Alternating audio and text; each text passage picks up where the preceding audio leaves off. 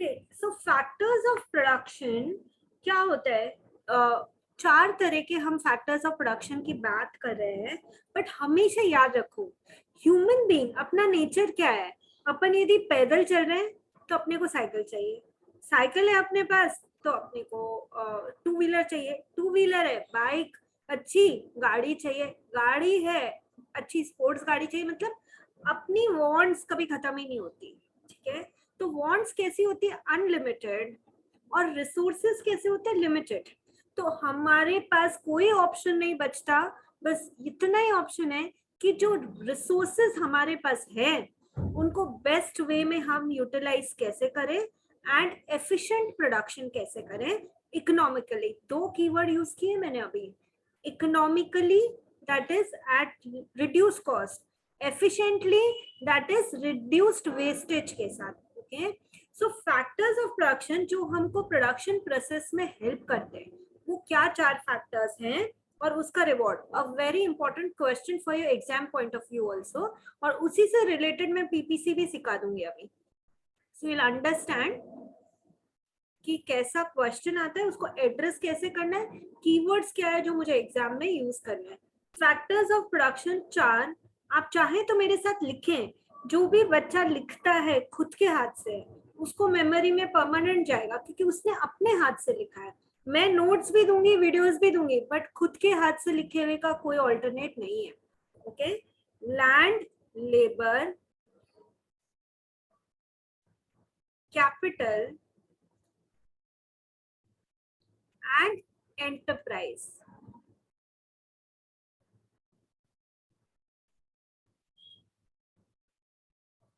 Okay children, so there are four factors of production. पहला MCQ ही हो जाता है, कितने फैक्टर्स ऑफ प्रोडक्शन है? 3 4 5, सामने दिख रहा है 4 है, ठीक है। अब लैंड क्या होता है बेटा? हमको ऐसे लगता है कि ये धरती, ये लैंड है। इकोनॉमिक्स में ऐसा नहीं है। Anything on the surface of land, above the surface of land and below the surface of land is land. जैसे मैं बोलूं लैंड पे समुद्र है, सी है, रिवर्स है, वो तो लैंड है ही। लैंड के नीचे माइंस है, कोल माइंस है, ठीक है, मिनरल्स की खदानें हैं, वो भी लैंड है। Above the surface of land यदि मैं बोलूं तो rainfall, cloud, sky, wind, air, ये भी लैंड है। तो कितना बड़ा डेफिनेशन हुआ, on the surface, below the surface and above the surface सब लैंड है। ओके, उसके बाद एक और बात बोलती हूँ, land is a free gift of nature. तो मैं जितना है वर्ल्ड में लैंड उतना ही है, तुम और अर्थ पे लैंड कहां से लेकर आओगे? So land is a free gift of nature. Okay, तो मैंने अभी क्या बोला? On the surface, below the surface, above the surface सब लैंड है। उसके बाद it is free gift of nature. साथ ही साथ मान लो मैं लैंड की ओनर हूँ, मान लो मेरे पास 8 एकड़ की कोई फैक्ट्री है और मैंने उसको किसी को किराए पे दिया, क्योंकि उसके पास लैंड नहीं है, मेरे पास है। तो मुझे बदले में क्या मिलेगा? लैंड यदि मैं किसी को किराए पे देती हूँ, मुझे क्या मिलता है बदले में? Answer is rent. सो एक मार्क का एमसीक्यू ये भी हुआ कि यदि लैंड फैक्टर ऑफ प्रोडक्शन है तो लैंड का रिवॉर्ड क्या है? Answer is rent. ओके, अब लेबर, लैंड का मैंने कीवर्ड क्या बोला? फ्री गिफ्ट ऑफ नेचर, ठीक है। अब लेबर क्या है? ह्यूमन एफर्ट्स है, जो कि कोई भी काम करते हैं तो हमको वो एफर्ट तो चाहिए ही ना। अकेला लैंड पड़ा रहेगा अपनी जगह जब तक लेबर उसके ऊपर आके काम नहीं करेगी। तो लेबर का कीवर्ड क्या है? ह्यूमन एफर्ट्स, ठीक है, ह्यूमन एफर्ट्स। उसके बाद देखो, आपका बोर्ड आपसे कीवर्ड डिमांड करता है, लंबे लंबे बड़े बड़े आंसर 4 पेज का लिखूंगा, कोई मतलब नहीं है। कीवर्ड है, फुल मार्क्स लेके जाओ। कीवर्ड नहीं है, ऐसे लिखते रहो, कुछ भी नहीं मिलेगा। Okay, so labour is human efforts. अब चीज ये है कि क्या लेबर एक एक्टिव फैक्टर ऑफ प्रोडक्शन है या पैसिव? तो एक्टिव और पैसिव होता क्या है? एक्टिव फैक्टर ऑफ प्रोडक्शन मतलब वो प्रोडक्शन प्रोसेस में एक्टिवली पार्टिसिपेट करे। यदि वो काम ना करे तो दूसरे फैक्टर ऑफ प्रोडक्शन पड़े रहेंगे लेकिन खुद से काम नहीं होगा। जब तक देखो लैंड अपनी जगह पड़ी है, लेबर ने जाके उसको सॉइल को टिल किया, उसके बाद वहां पे मान लो कि एग्रीकल्चर किया, तो लेबर जब तक काम नहीं करेगा लैंड पड़ी रहेगी। तो इससे हमको क्या समझने में मिला, labour is active factor of production. तो साथ ही मैं ये भी बोल सकती हूँ लैंड पड़ा रहेगा जब तक लेबर जाके काम नहीं करेगा उसके ऊपर, जब तक हम उस पर कैपिटल नहीं लगाएंगे।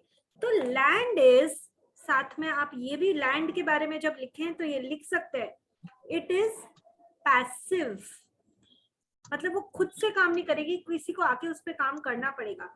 It is passive factor of production. Okay, then labour unskilled हो सकती है, जिससे कि ज्यादा स्किल नहीं चाहिए, से स्वीपर को ज्यादा स्किल नहीं चाहिए, वो 2 दिन में झाड़ू पोछा लगाना सीख जाएगा। तो labour can be unskilled,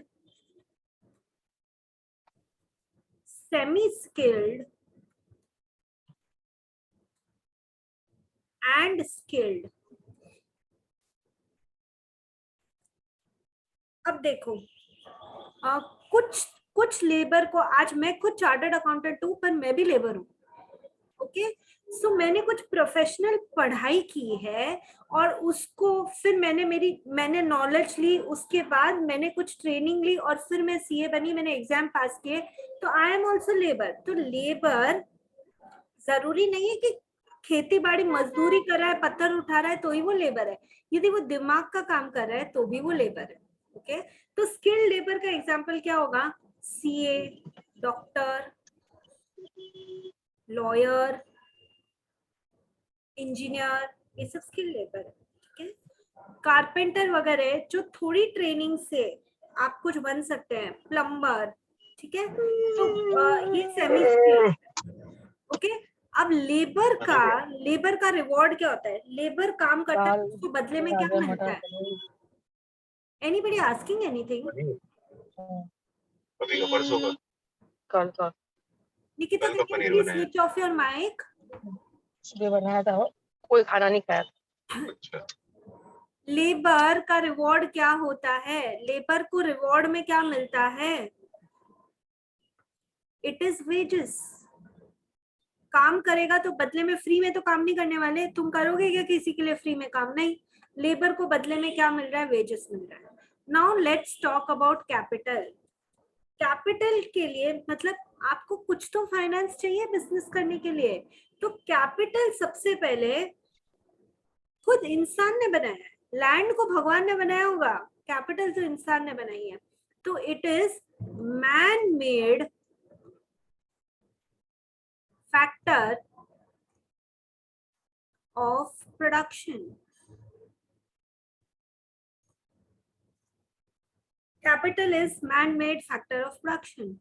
And business चलाओगे, machines खरीदोगे, then उसके बाद टेक्नोलॉजी, लैंड एंड बिल्डिंग, ये सब चाहिए नहीं चाहिए मुझे फैक्ट्री और बिजनेस खड़ा करने के लिए? तो ये कैपिटल है, man made factor of production है, और इसका रिवॉर्ड क्या होता है?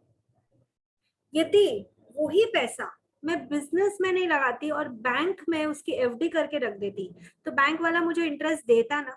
तो कैपिटल का रिवॉर्ड होता है इंटरेस्ट। वापस रिपीट करती हूँ, लैंड का रिवॉर्ड होता है रेंट, लेबर का रिवॉर्ड होता है वेजेस, कैपिटल का रिवॉर्ड होता है इंटरेस्ट, और अभी एंटरप्राइज मैं आपको सिखा रही हूँ। ये एक बहुत इंपॉर्टेंट क्वेश्चन है, आपको एग्जाम में देखने मिल सकता है, या तो खुद क्वेश्चन या फिर इससे रिलेटेड एमसीक्यू। एंटरप्राइज देखो, एक इंसान जो बिजनेस करने का रिस्क ले, so entrepreneur is a person who will take the risk to do the business. Risk लेगा, बदले में उसको क्या मिलेगा? इन रिस्क ले रहा है क्योंकि बदले में कुछ ना कुछ तो रिवॉर्ड है, वो रिवॉर्ड क्या है? प्रॉफिट्स। अपना बिजनेस कर रहे हैं क्योंकि मुझे प्रॉफिट की आशा है। Enterprise, he is his own boss, उसको कोई कंट्रोल नहीं कर रहा, so he takes the risk and controls the business. सब कीवर्ड्स दे रहे हैं आपको।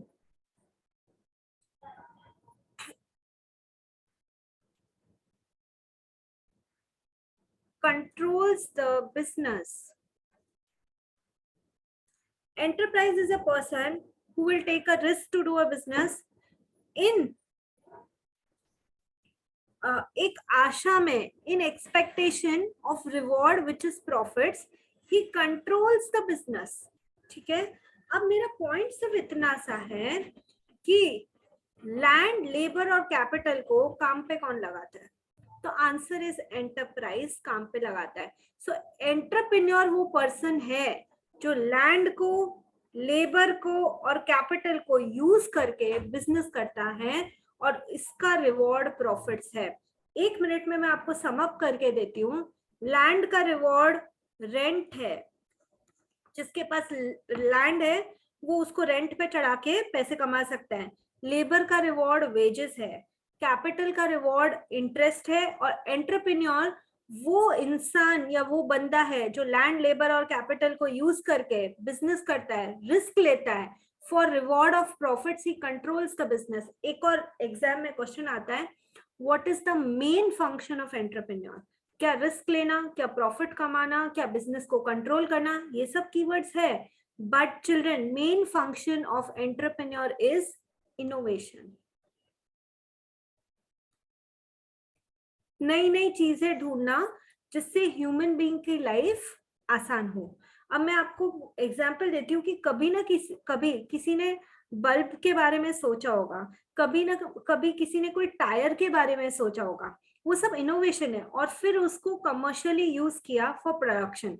तो इनोवेशन वर्ड एटलीस्ट यदि आपका लंबा, मान लीजिए एंटरप्रेन्योर के बारे में लिखने को एग्जाम में आ रहा है, सब कीवर्ड्स यूज करो। रिस्क, रिवॉर्ड, बदले में मिलता है प्रॉफिट, कंट्रोल करता है business, he is responsible for innovation. Okay, so एक अच्छा आंसर हमारा बनता है। नेक्स्ट टॉपिक में पीपीसी कर्व आपको समझाऊंगी और उसके बाद इकोनॉमिक्स का मैं ये एंड करूंगी। किसी को चाहिए तो आप ये पिक्चर लेके रख सकते हो।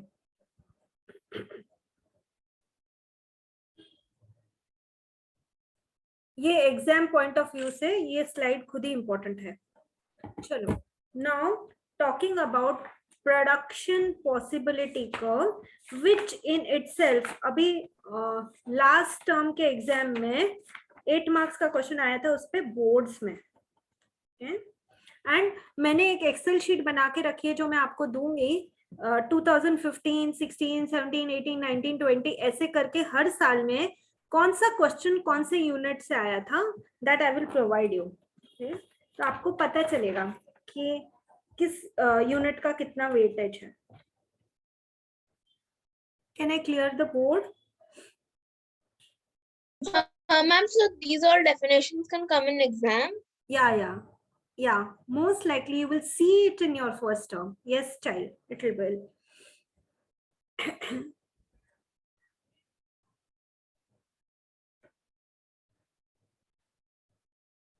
और इस पे नोट्स है मेरे हैंड रिटन, वो मैं क्लास के बाद आपको दे दूंगी।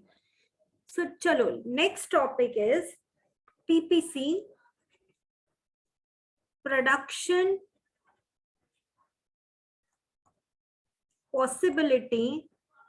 प्लीज बोर्ड पे मत लिखो, कर्व, प्रोडक्शन पॉसिबिलिटी कर्व। इसका डायग्राम कैसे होता है आप देखो। ओ से ओरिजिन, एक्स से एक्स एक्सिस, वाई से वाई एक्सिस। ठीक है, हम दो गुड्स की बात करते हैं, कोई भी दो गुड्स के कॉम्बिनेशन की। देखो, रिसोर्सेस तो हैं जितने ही हैं बेटा, उसको हमको एफिशिएंट और इकोनॉमिकल वे में यूज करना है ताकि हम maximum output at minimum cost achieve कर सके। तो पीपीसी कर्व पहले ये समझे कि दिखाता क्या है, क्या दिखाता है। देखो, ये एक इस तरह का कर्व होता है, इसमें पीपीसी कर्व हम क्यों बना रहे हैं, रीजन क्या है, हम चाहते क्या है कि वो कौन सा पॉइंट है जिसपे maximum output. And can you tell what is PPC, because it hasn't been taught to us? Okay, so you write down production possibility curve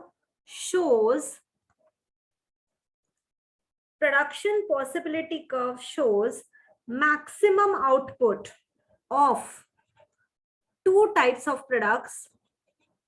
आप लिखिए और मैं एक्सप्लेन भी करूंगी. Shows maximum output of two types of products. Production possibility curve shows maximum output of two types of products that can be produced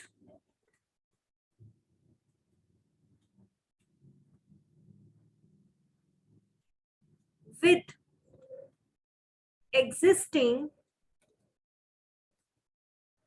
resources. मैं diagram से आपको explain करती हूँ. मान लो दो गुड्स है, यहाँ पर गुड ए है और यहाँ एक्स एक्सिस पे गुड बी है. अब मेरे पास रिसोर्सेज तो उतने ही है, तो एक गुड का प्रोडक्शन में बढ़ाऊंगी तो दूसरे का मुझे कम करना पड़ेगा. इसको मैं एक और एग्जांपल देख के बता सकती हूँ. मान लो एक लैंड का पीस है आपके पास, ठीक है. अब यहाँ पर या तो मैं वीट उगा लूं या मैं बार्ली उगा लूं, या मैं आधे में वीट उगा लूं और आधे में बार्ली उगा लूं, या मैं ऐसे कर सकती हूँ मैं 3/4 में वीट उगाती हूँ. तो क्योंकि मैंने वीट का प्रोडक्शन ज्यादा किया तो मुझे बार्ली का कम करना पड़ेगा. तो मेरे पास रिसोर्सेस तो उतने ही है, एग्जिस्टिंग रिसोर्सेस फिक्स्ड है. उस रिसोर्सेस में मैं गुड ए और गुड बी दो चीज प्रोड्यूस कर सकती हूँ.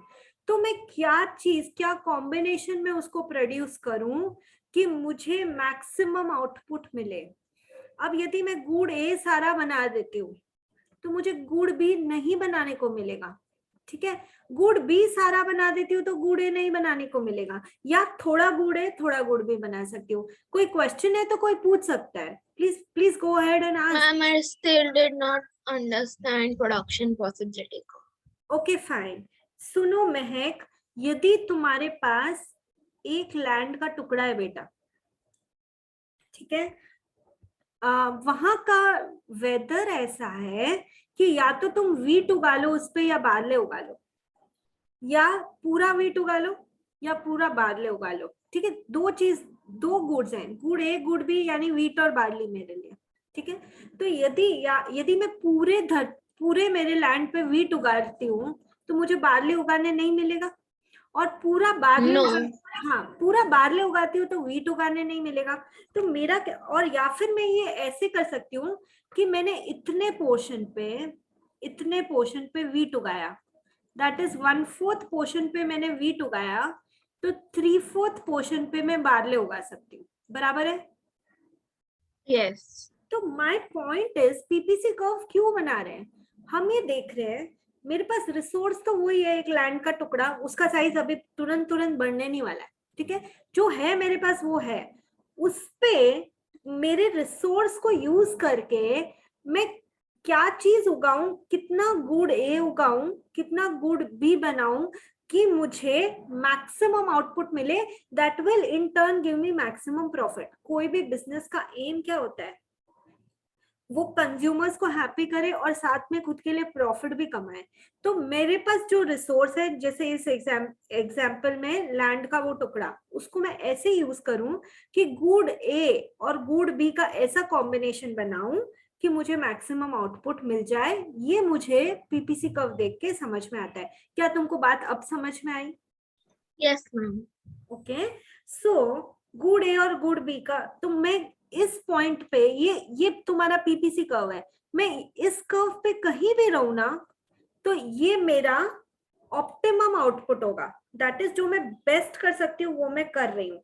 तो कोई भी पॉइंट, वो एमसीक्यू में तुमको ये डायग्राम दे सकते हैं और यहाँ पर कोई भी एक पॉइंट लगा सकते हैं और वो पूछ सकते हैं ये कौन सा पॉइंट है जो पीपीसी कर्व के ऊपर है. इस कर्व, इस लाइन के ऊपर है, तो आंसर क्या होगा इसका? दिस इज ऑप्टिमम लेवल, मतलब जो तुम बेस्ट कर सकते थे वो तुम कर रहे हो। Optimum level of output you are getting here, क्योंकि ऑलरेडी पीपीसी कर्व के ऊपर हो, पर हो सकता है वो एक पॉइंट तुमको इधर दें। ये पास पेपर में मैं जो सिखा रही हूँ ये पास एग्जाम में आया हुआ क्वेश्चन है।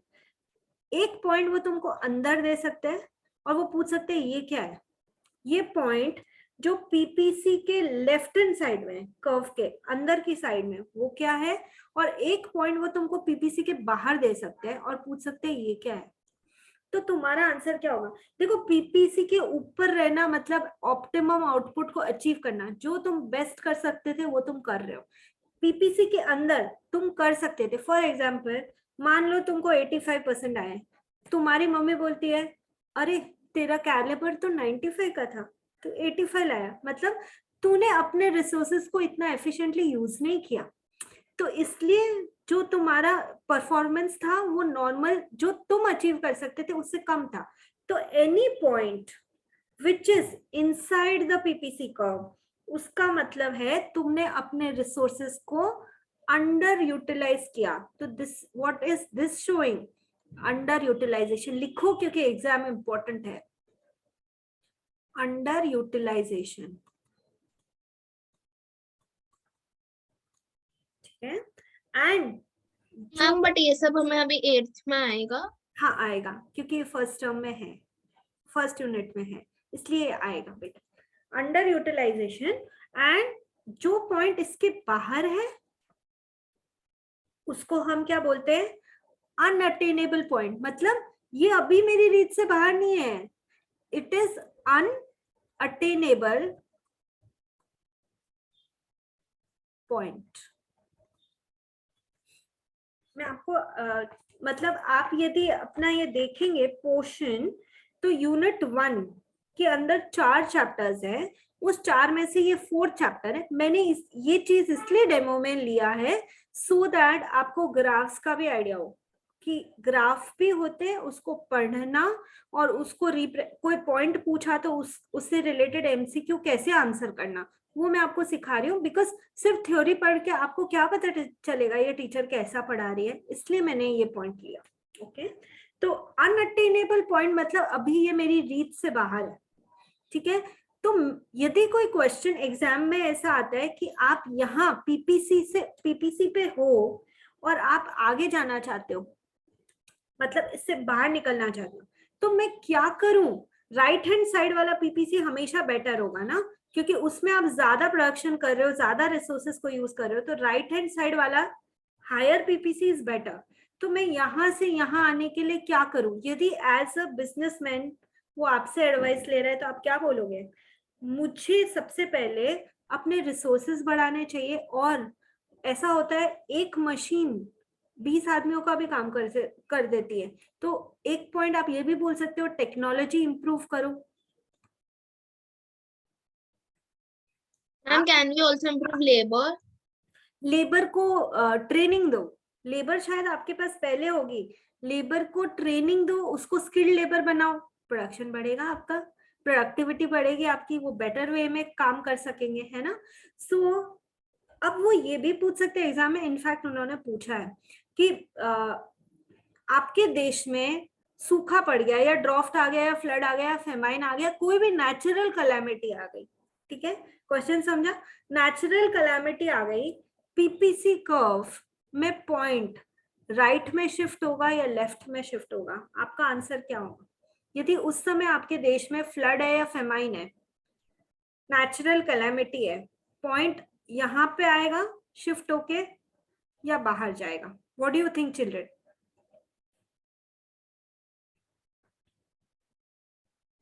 यदि नेचुरल कैलामिटी आती है, फैक्ट्रीज थोड़े टाइम के लिए बंद रहेंगी, फैक्ट्रीज थोड़े टाइम के लिए बंद रहेगी तो प्रोडक्शन नहीं होगा, प्रोडक्शन नहीं होगा तो मशीन भी खाली पड़ी है, लेबर भी खाली पड़ी है, रॉ मटेरियल को प्रोड्यूस किसने किया? मशीन में डाल के। तो यदि नेचुरल कैलामिटी आती है देश में तो आपका पॉइंट लेफ्टवर्ड शिफ्ट होता है, that is underutilisation of resources होता है। आप बेटर टेक्नोलॉजी यूज करते हो तो वही पॉइंट राइट वर्ड शिफ्ट हो जाता है। ओके, तो ये एक एग्जाम का क्वेश्चन था, तो जो मैंने जस्ट कराया है, क्या आपको ये समझ में आया?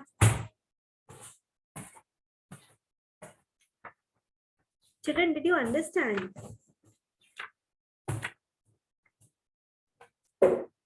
हाँ या ना तो एक्सपेक्ट करती हूँ मैं कि आपको समझ में आया नहीं आया, आप जवाब देंगे। Yes, ma'am. Okay, Ma'am, the concept is very easy. The concept is very Easy. Okay, and easy ही लगना चाहिए। एग्जाम में आएगा, सीधा कीवर्ड्स डालेंगे, डायग्राम बनाएंगे, ये लो आप अपना आंसर ले लो। मैंने तो कीवर्ड्स के साथ एक्सप्लेन किया। So this was a small demo for economics.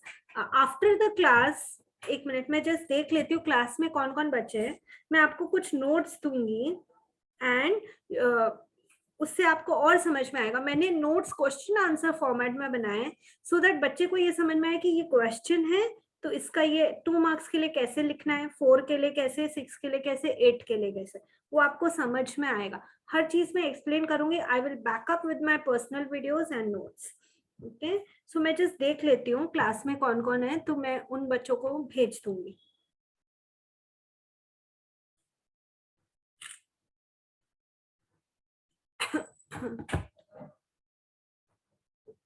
एक दो तीन, okay. Now coming up to business studies. School में कितना को कराया है बेटा बिजनेस स्टडीज में?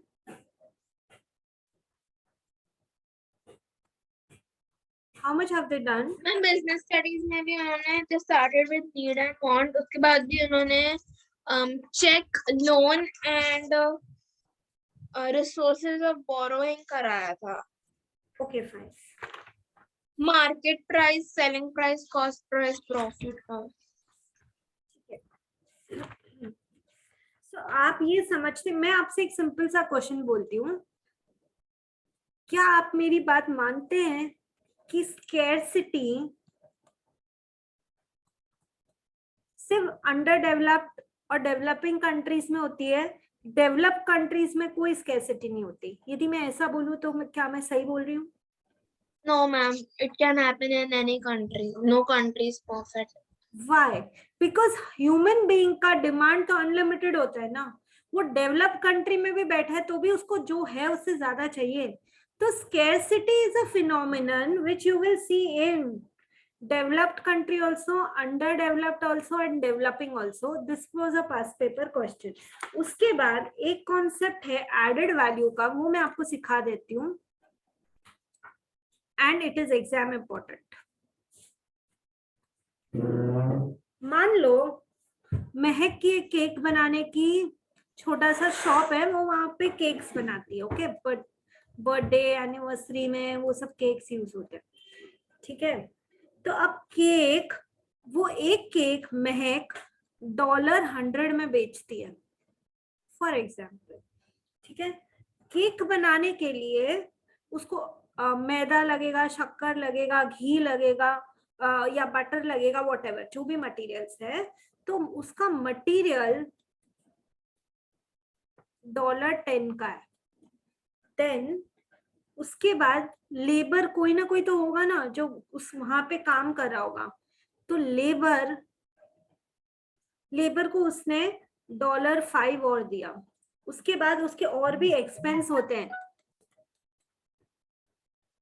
जैसे कि खुद की जगह नहीं है तो उसको रेंट देना पड़ा। अभी हमने सीखा था लैंड को हमको रेंट देना पड़ता है, रेंट दिया, इलेक्ट्रिसिटी का बिल दिया, ये दिया, वो सब एक्सपेंस किया, तो $25 मान लो उस जगह का, ये सब एक्सपेंसेस मिलके ही हो गया। क्या तुम बता सकते हो कि महक को एक केक बेचने पे कितना प्रॉफिट होता है? $60. कैसे निकाला? Ma'am, 10, 5 plus 10 plus 25, which is equals to 40. Okay. 100 minus 40, 60. मतलब तुम ये बोल रहे हो कि जो तुम्हारी सेलिंग प्राइस है selling price minus cost price. Minus cost किया तो तुमको $60 प्रॉफिट मिल गया, that is what you want to say. ठीक है, मान लिया आपकी बात। बट बिजनेस स्टडीज में एक कॉन्सेप्ट होता है एडेड वैल्यू, और उसका फॉर्मूला क्या होता है? Selling price minus cost of bought in material. Selling price minus cost of bought in material, तो जितने में मैंने बेचा माइनस जितना भी मटेरियल का कॉस्ट है, तो मैंने कितना एडिशन किया उस चीज को। तो क्या मुझे कोई बच्चा बता सकता है कि एडेड वैल्यू कितना है आपके हिसाब से? गलत ट्राई करो, बट ट्राई करो। मैंने फॉर्मूला आपके सामने दिया, selling price minus cost of bought in material.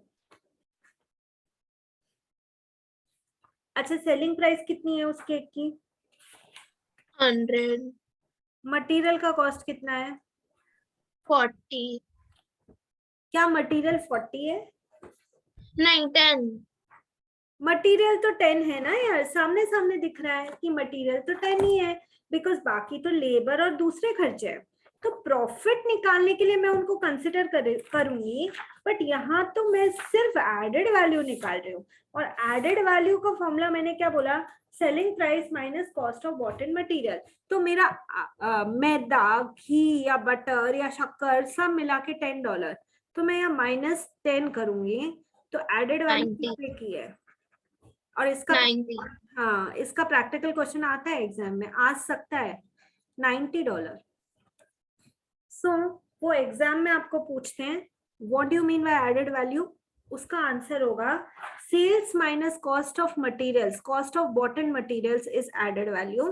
Then they ask is profit and added value same? तो आपका आंसर होगा no, sales minus all direct and indirect cost is profit, whereas added value is only sales minus cost of brought in materials।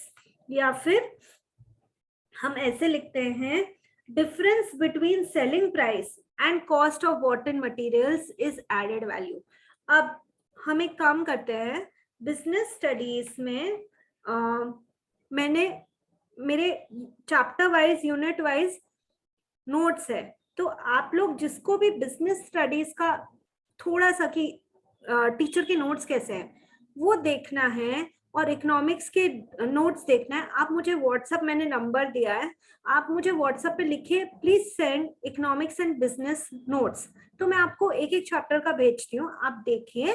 और मैंने वो time लगा कि मुझे वो चीज बनाने को भी 3 साल लगा है, कि मैंने वो पूरा मेरे हिसाब से हर चीज को एक जगह लाके, और मैंने कंपाइल किया है कि ये चैप्टर वाइज या यूनिट वाइज और एमसीक्यू के ये वाले शीट्स हैं। तो आप मुझे अभी व्हाट्सएप पे यदि हेलो भेजेंगे, I want notes of economics and business studies, तो वो मैं आपको देती हूँ। आप भेजिए, मैं तुरंत दे देती हूँ। मैम मैंने भेज दी। चलो बाय चिल्ड्रन।